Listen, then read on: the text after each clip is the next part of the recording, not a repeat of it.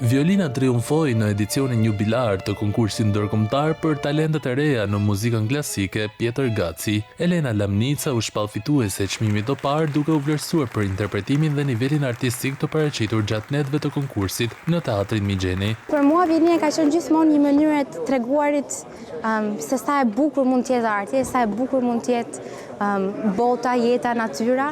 Me çmimin e dytë u vlerësua Darel Bulçari në violin, ndërsa me të tretin Ermes Balili në piano. Do të ishte në nderin edhe të qytetit edhe në interesin edhe të orkestrës që fituesit paktën të jetë i ftuar.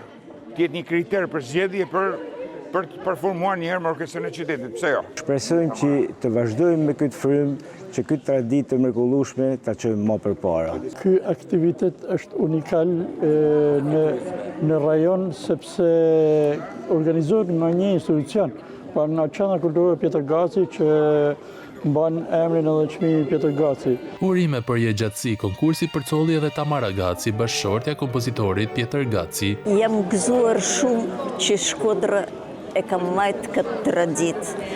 Uroj që të jetë tradite me jetë gjatë. Në konkurs morën pjesë rreth 120 të rinj të moshës 7 deri në 23 vjeç, në kategori si piano, violin, kanto, fizarmonik, kitarë e të tjerë.